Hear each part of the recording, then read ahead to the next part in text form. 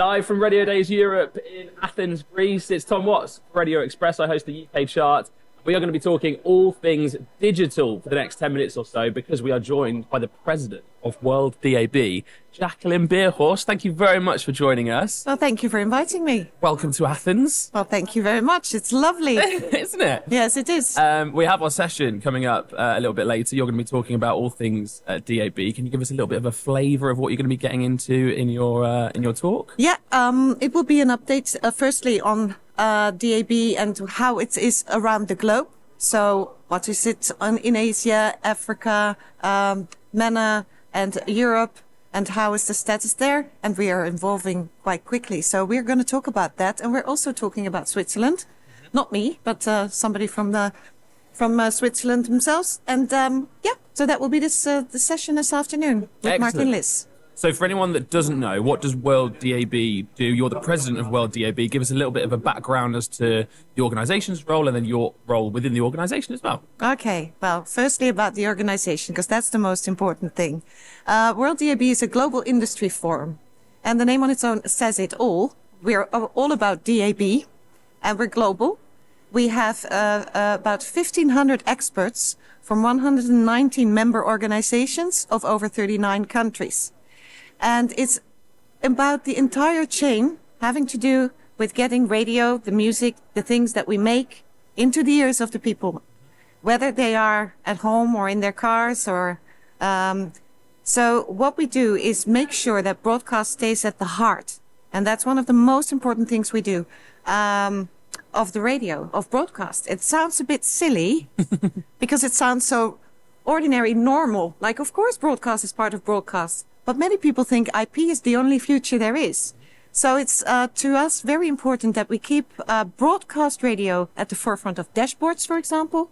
So our members are from all over the place, from car manufacturers, from chip manufacturers, very important, consumer receivers, broadcasters, of course, many, both private as public, legislators, governments, because they make legislation on the spectrum and how you get it available, but also network operators.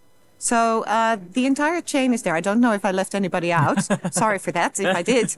But it's all of us are important to make sure that what we do on the radio as live radio, to get it into the ears of the listeners. Heard, right? Yeah. Exactly. And so you're the president of WorldDAB, and I know in the UK, that's my market is doing really well in terms of DAB uptake. It's now overtaken FM listening fairly recently. I imagine that's not necessarily the case all over the world. Well, if you take my own country, the Netherlands, for example, most countries look at digital compared to analog. So it's not a game between IP and DAB because it's both very important. And there we see in the Netherlands that it's only 30% FM listening left and the rest is digital. So both DAB and IP. So, and we see that that same amount in Belgium, for example, 49% is digital and the rest 51 is FM. And that was 1.5 years ago. So this year there will be new measurements. Who knows what happens? We'll probably break through. So we're betting on it now. Yeah. Like, is it 55? Is it 56? Will it be more? Will it be less? So can we make money out of that? Sure. Yeah. What are the biggest challenges that you're sort of facing from different parts of the world, maybe with the uptake of DAB? In the beginning, it's always about the money. Ultimately, in the end, it's also about the money. It always is about money. Except that we as radio makers love our business so much that we don't really care. But ultimately, the companies we work for, they need to thrive. And we also thrive when we have a lot of listeners, and that automatically. So most of the time it is about the money in that way that it seems too expensive to have a simulcast, FM and DAB at the same time, and to sit it out until, or even if you want to do a digital switched over to total, and how and if and when do you do that? So that is the most challenging part. And also what is challenging, you cannot do it alone. So as you've heard here throughout the days, it's all about collaboration. Without collaboration, there's nothing. Even our radio industry is under threat if you do not collaborate. So to make private and public broadcasters work together, and also with legislators to make sure that it's not somebody pushing it on you, but even for the listener, they shouldn't be pushed into something they don't want. They need to want it. Yeah, they need to be part of the story and exactly brought along with it. Yeah, and that's a challenge, but that's a lovely challenge to do. Yeah, because we can work together. That makes life much better. Yeah, quality of the life is much better, and we can communicate it through great campaigns. Yeah, for sure. We know that Norway have taken the step to do the complete switch off of their analog national channels. Yeah. Yes. Do you think that's something that will happen in more countries? Is that the Yes. goal? Well, I don't think that as WorldDAB we should have that goal. That is up to broadcasters and their strategy on thriving and having a good business case. And then you will see that most broadcasters will eventually decide to do that. And we already see that in Germany, for example, in the Bundesland Schleswig-Holstein. There is a plan to totally switch off and over in the coming years. So this summer, they will already start with the Deutschland Radio, switching off 16 or 17 FM antennas and going to DAB and IP only. And by 2031, everybody, so commercial and private broadcasters, commercial and public broadcasters will have switched to DAB and no FM, and of course IP. But we also see this in Switzerland. Last December, the public broadcaster, SRG SSR, switched off FM. Okay. And that's challenging because the rest of the market will, the private broadcasters will switch off before the end of 26. So step by step, and they're allowed to do that their own way. So they make campaigns all together and they communicate, because of course you want everybody to keep on being able to reach you, to hear and listen. Yeah. Yeah, for sure. We're asking everyone here at Radio Days Europe that we're speaking to two questions. What are you most excited about in terms of the radio industry in general at the moment? And also, what are you most concerned, worried, sort of aware of in terms of a threat maybe to the radio industry? We'll start with whichever one you want to start with. Well, I'm a very optimistic person. Good. So it's That's what we very like to hear. So a threat is most of the time an opportunity. Good way of thinking. I like it. Yeah. So one might think that to be reachable in a car dashboard is a challenge. So it's an opportunity. Yeah. And with that, what I like with WorldDAB, we have an automotive committee bringing together already for 15 years, if I'm not mistaken. 15 years, we organize big researches all over the world, showing OEMs, those also car makers, the importance to keep radio button in front of the dashboard. Yeah.